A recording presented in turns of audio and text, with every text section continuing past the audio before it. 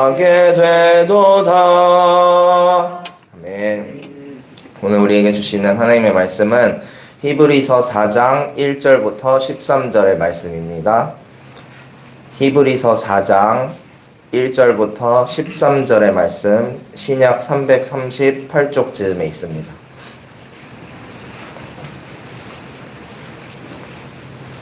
히브리서 4장 1절부터 13절의 말씀을 우리 한 절씩 교독하시고 마지막 절은 함께 읽겠습니다.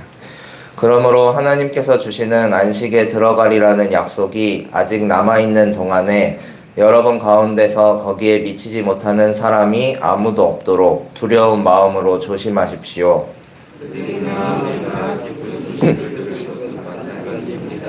그런데 그들은 그 말씀이 그들에게는 아무런 유익이 되지 못하였습니다.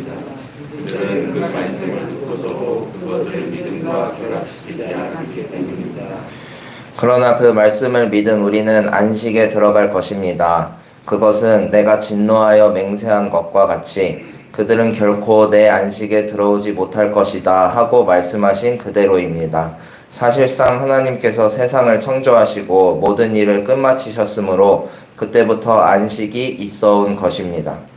일곱째 날에 관해서는 어딘가에서 하나님께서 일곱째 되는 날에는 그 모든 일을 마치고 쉬셨다 하였고 또 이곳에서는 다시 그들은 결코 내 안식에 들어오지 못할 것이다 하셨습니다. 그러므로 어떤 사람들에게는 안식에 들어갈 기회가 아직 남아 있습니다. 그런데 기쁜 소식을 먼저 들은 사람들이 순종하지 않았으므로 들어갈 수 없었습니다. 그렇지만 하나님께서는 다시 오늘이라는 어떤 날을 정하시고 이미 인용한 말씀대로 오랜 뒤에 다윗을 통하여 오늘 너희가 그의 음성을 듣거든 너희 마음을 완고하게 하지 말아라 하고 말씀하셨습니다. 여호수아가 그들에게 안식을 주었더라면 하나님께서는 그 뒤에 다른 날이 있으리라는 것을 말씀하시지 않았을 것입니다. 그러니 하나님의 백성에게는 안식하는 일이 아직 남아 있습니다. 하나님께서 주실 안식에 들어가는 사람은 하나님이 자기 일을 마치고 쉬신 것과 같이 그 사람도 자기 일을 마치고 쉬는 것입니다. 그러므로 우리는 이 안식에 들어가기를 힘씁시다. 아무도 그와 같은 불순종의 본을 따르다가 떨어져 나가는 일이 없도록 해야 하겠습니다. 하나님의 말씀이 살아있고 힘이 있어서 어떤 양날 가슴으로 타오를 가롭습니다. 그래서 사람 속을 꿰뚫어 몸과 영을 갈라내고 관절과 골수를 갈라놓기까지 하며 마음의 품은 생각과 의도를 발견합니다. 다 같이 읽겠습니다. 하나님 앞에는 아무 피조물도 숨겨진 것이 없고 모든 것이 그의 눈앞에 벌거숭이로 드러나 있습니다. 우리는 그의 앞에 모든 것을 드러내 놓아야 합니다. 아멘. 오늘도 예배함으로 하루를 시작하는 우리에게 하나님의 은혜와 평강이 넘쳐나기를 소망합니다. 오늘은 남겨둔 안식이라는 제목으로 말씀을 전하고자 합니다. 오늘 주시는 본문의 말씀은 안식이라는 키워드를 가지고 전체적인 맥락을 이어가고 있습니다. 여러분은 안식하면 어떤 이미지가 떠오르시나요? 안식. 안식은 편안할 안, 쉴 식자를 써서 편히 쉰다는 의미를 가지고 있습니다. 보통 안식이라고 하면 아무것도 하지 않고 쉬는 모습 혹은 소파에 앉아서 TV를 본다든지 조용한 카페에서 커피를 한잔하며 책을 읽는 모습을 떠올리곤 합니다. 안식과 어울리는 단어들은 편안함, 행복, 여유, 느긋함 이런 단어들이 생각이 납니다. 생각만 해도 참 기분이 좋아지는 단어들인데요. 이렇게 대부분의 사람들은 안식을 꿈꿉니다. 그래서 요즘 젊은 사람들 사이에서 생겨난 말 중에 파이어족이라는 말이 있습니다. 파이어족은 이제 Financial Independence Retire Early라는 단어의 합성어인데요. 경제적 자립을 통한 조기 은퇴자들을 뜻합니다. 하루라도 더 젊었을 때 경제적 자립을 이루어서 빨리 은퇴하고 싶다는 뜻이죠. 그래서 파이어족을 꿈꾸는 사람들은 정말 주도 면밀하게 개인과 가정의 경제 계획을 세우고 또 열심히 실천합니다. 실제로 40대, 50대에도 일정 금액의 자산을 축적하고 파이어족의 삶을 사는 사람들도 많이 있습니다. 이들의 간절한 바람은 한 가지 단어로 귀결됩니다. 바로 안식이죠. 은퇴를 하고 안식하는 삶에 대한 이미지는 아주 환상적입니다. 예를 들어 하와이안 셔츠를 입은 노부부가 요트를 타고 푸른 바다를 가른다든지, 혹은 여유가 있는 친구들과 함께 필드에 나가서 골프를 친다든지 하는 모습이 떠오르기도 합니다. 은퇴 전문가 마이크 드락이라는 사람이 있는데요. 그 마이크 드락이 쓴 노후의 재구성이라는 책에서 그는 은퇴에 3가지 단계가 있다고 말합니다. 첫 번째 은퇴의 3가지 단계 중 첫 번째 단계는 은퇴 허니문 단계입니다. 은퇴 초기는 상승 곡선을 그리면서 시작합니다. 이 단계에서 사람들은 여행, 쇼핑, 골프 등 그동안 시간이 없어서 못했던 일들을 합니다. 대체로 이런 만족감은 1년 정도 지속된다고 합니다. 일단 하고 싶었던 일, 목록에 있던 모든 일을 마치고 나면 이때부터 문제가 시작되는데요. 그 2번째 단계가 은퇴 지옥 단계입니다. 은퇴 허니문 기간이 지나면 상당수는 공허함을 느낍니다. 그토록 오랫동안 꿈꾸던 취미와 여가 생활에 대한 관심이 사라지고 모든 것이 무의미하게 느껴집니다. 특히 일로서 내면의 욕구를 충족하던 사람들은 이를 통해 얻었던 만족감과 성취감을 그리워하면서 무기력하고 우울한 상태에 빠지기도 한다고 합니다. 그리고 3번째로 은퇴의 3번째 단계는 회복기인데요. 은퇴의 3번째 단계에서는 은퇴 지옥에서 벗어날 방법을 찾는 단계입니다. 어떤 사람들은 빠르게 해결책을 찾지만 은퇴 지옥에서 오랫동안 헤어나오지 못하는 사람들도 있다고 합니다. 이렇게 모두가 안식을 바라지만 정작 안식을 취하는 환경이 되더라도 또 안식을 위한 어떤 노력을 해야만 하는 아주 역설적인 상황이 벌어지는 것이죠. 그렇다면 왜 우리는 그렇게 열심히 준비하고도 제대로 안식하지 못하는 걸까요? 그 이유는 진정한 안식, 참 안식이 오직 하나님께로부터만 나오기 때문입니다. 본문 4장 1절을 함께 읽어보도록 하겠습니다. 그러므로 하나님께서 주시는 안식에 들어가리라는 약속이 아직 남아있는 동안에 여러분 가운데서 거기에 미치지 못하는 사람이 아무도 없도록 두려운 마음으로 조심하십시오. 아멘.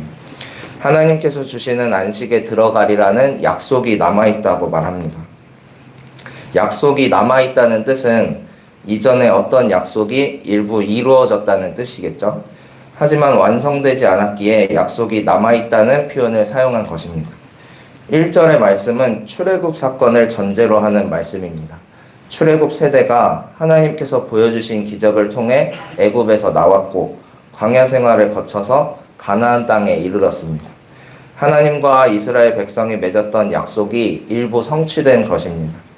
하지만 출애굽 세대는 그 과정에서 불순종하였고 가나안 땅에 들어간 뒤에도 우상 숭배를 일삼고 또 신앙적으로 결핍된 상태를 그대로 내버려 두었습니다. 그렇기 때문에 하나님께서 이스라엘 백성에게 약속하셨던 영원한 안식에 이르지는 못했습니다. 완성된 약속을 성취하지 못한 것이죠. 1절 하반절에는 이렇게 말합니다. 여러분 가운데서 거기에 미치지 못하는 사람이 아무도 없도록 두려운 마음으로 조심하십시오. 히브리서 기자는 히브리서를 기록하면서 이 성경을 읽을 수신자들의 믿음을 염려했습니다. 히브리서를 받아볼 수신자들은 그리스도인이 된 유대인들이었습니다. 그들의 믿음을 흔들리게 했던 건 로마 제국의 박해뿐 아니라 구약의 신앙만 가지고 있는 동족 유대인들의 회유와 협박이었습니다. 예수님을 믿지 않았던 유대인들은 우리에게 다른 메시아, 예수 말고 다른 메시아가 곧 올 것이라고 하면서 계속해서 그리스도인들의 믿음을 흔들리게 했습니다. 이러한 상황 속에서 히브리서 기자는 그리스도인이 된 유대인들의 믿음을 격려하고 있는 것이죠. 히브리서 기자가 이렇게 말한 데에는 하나님의 백성에 대한 그의 이해가 있었는데요. 그는 하나님의 백성을 순례자라고 정의했습니다. 즉 하나님의 백성은 이 세상의 정착민이 아니라 나그네와 행인들이라는 뜻이죠. 그렇기 때문에 이 세상에 살지만 결코 이 세상에 속할 수 없는 사람들이 하나님의 백성들입니다. 순례자에게는 목적지가 있습니다. 돌아갈 본향이 있는 것이죠. 본향으로 돌아갈 때 순례자들이 가장 바라는 것이 바로 안식입니다. 구약의 출애굽 세대도 안식을 받았지만 가나안 땅에 들어갔을 뿐 영원한 안식을 누리지는 못했습니다. 따라서 영원한 안식을 향해 나아가는 노력이 필요합니다. 그리스도인이 된 유대인들에게 히브리서 기자가 권면하였듯이 그 노력은 지금 우리에게도 필요합니다. 하나님께서 주시는 안식에 들어가리라는 약속이 아직 남아있기 때문에 우리 가운데서도 거기에 미치지 못하는 사람이 없도록 두려운 마음으로 조심하는 우리가 되기를 소망합니다. 오늘 본문의 말씀을 이렇게 이해하면 아마 4장의 말씀이 술술 읽히실 겁니다. 4장에서 나오는 그들을 출애굽 세대 혹은 구약의 신앙은 가지고 있지만 예수를 그리스도로 믿지 못한 자들이라고 그들을 이렇게 이해를 하시고, 또 우리라고 지칭하는 사람들을 초대교회 그리스도인들, 유대인이었지만 개종한 자들이라고 이해하시면 좋겠습니다. 그리고 더 나아가서는 그 우리를 지금의 우리라고 믿음으로 고백할 수 있는 것이죠. 2절의 말씀은 이렇게 말합니다. 그들이나 우리나 기쁜 소식을 들은 것은 마찬가지입니다. 그런데 들은 그 말씀이 그들에게는 아무런 유익이 되지 못하였습니다.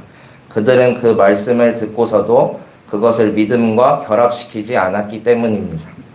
2절에서 말하듯이 유대인들이나 우리나 그들이나 우리나 기쁜 소식을 들은 것은 마찬가지입니다. 하지만 그들은 그 말씀을 믿음과 결합시키지 못했습니다. 하지만 우리는 그 기쁜 소식을 믿음과 결합시키길 원합니다.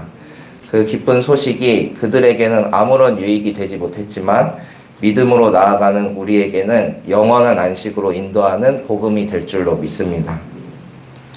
4장의 말씀을 아까 말씀드린 대로 그들과 우리 그리고 안식에 대한 이해를 가지고 개인적으로 또 더 묵상해 보시면 좋을 것 같고요. 여기서 조금 더 나누고 싶은 부분은 7절의 말씀입니다. 우리 7절을 함께 읽겠습니다. 그렇지만 하나님께서는 다시 오늘이라는 어떤 날을 정하시고 이미 인용한 말씀대로 오랜 뒤에 다윗을 통하여 오늘 너희가 그의 음성을 듣거든 너희 마음을 완고하게 하지 말아라 하고 말씀하셨습니다. 아멘. 여기서 말하는 오늘은 하나님께서 새로 정하신 날입니다.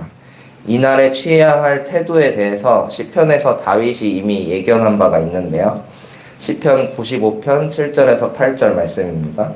그는 우리의 하나님이시요 우리는 그가 기르시는 백성이며 그가 손수 이끄시는 양떼다. 오늘 너희는 그의 음성을 들어보아라. 무리바에서처럼 마사 광야에 있을 때처럼 너희의 마음을 완고하게 하지 말아라. 히브리서 기자가 계속해서 그들, 출애굽 세대 혹은 예수를 믿지 못하는 유대인들, 그들을 비판하고 있듯이 다윗도 출애굽 세대를 가리켜 너희의 마음을 완고하게 하지 말라고 지적하고 있습니다. 출애굽 세대는 비록 완고한 마음으로 인해 안식에 이르지 못했지만 우리에게는 소망이 있습니다. 주님께서 남겨둔 안식이 있기 때문입니다. 하나님께서 다시 오늘이라는 새날을 정하셔서 우리를 영원한 안식으로 인도하셨습니다. 그런데 함께 잘 생각해 봤으면 좋겠는데요. 잘 생각을 해보면 그들이라고 말하는 출애굽 세대, 예수를 믿지 않는 유대인들은 왜 믿음을 끝까지 지키지 못했던 걸까요? 선택받은 백성들임에도 불구하고 왜 완성된 약속의 수혜자가 되지 못했을까요? 그들이 우리보다 덜 선했기 때문일까요? 아니면 우리보다 더 악독했을까요? 그 이유를 우리는 다 알 수가 없습니다. 다 알 수 없지만 한 가지 분명한 것이 있습니다. 안식에 들어가는 일이 결코 쉬운 일은 아니라는 것입니다. 11절에서 이렇게 말합니다. 그러므로 우리는 이 안식에 들어가기를 힘씁시다. 안식은 가만히 앉아서 믿는다고 입으로만 얘기해서 얻어지는 것이 아니라 안식에 들어가기를 힘써야 하는 것입니다. 그렇다면 우리는 무엇에 힘써야 할까요? 여기서 결론을 맺고 말씀을 마치고자 합니다. 우리는 하나님께서 주시는 안식에 들어가기 위해 과연 무엇에 힘써야 할까요? 말씀을 준비하면서 좀 의아한 점이 있었습니다. 오늘 성서일과 본문 말씀이 히브리서 4장 1절에서 13절 말씀인데요.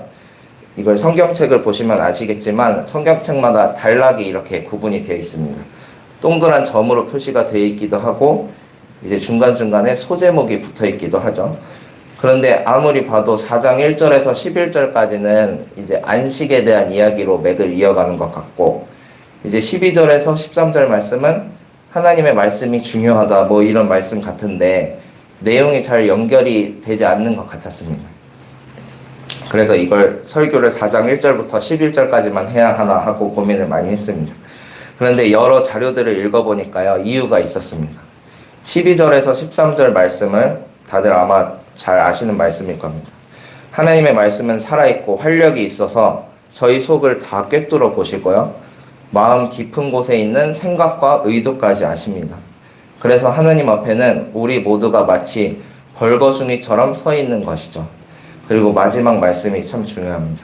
그리고 우리는 그의 앞에 모든 것을 드러내 놓아야 합니다. 여기에 해답이 있습니다. 우리가 영원한 안식에 들어가기 위해 힘써야 하는 것 말이죠. 그것은 바로 진실함입니다.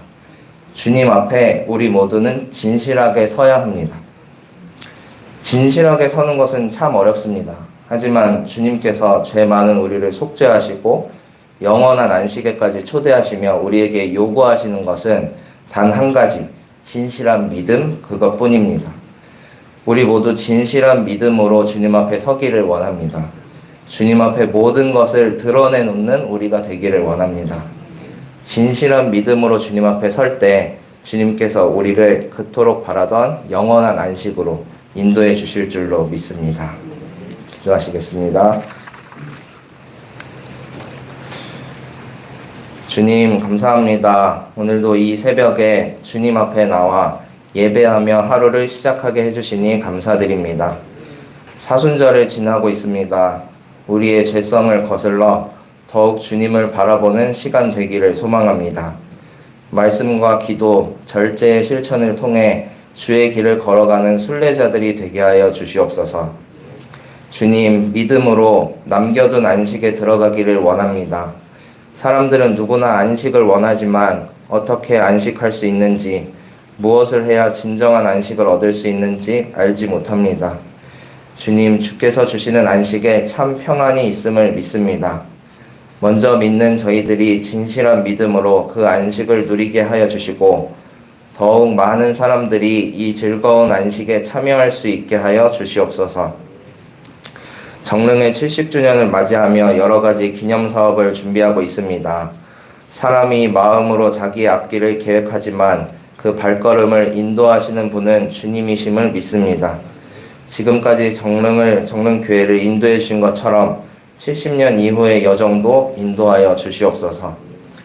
이번 주 토요일 유아유치부가 새봄 성경학교를 시작합니다.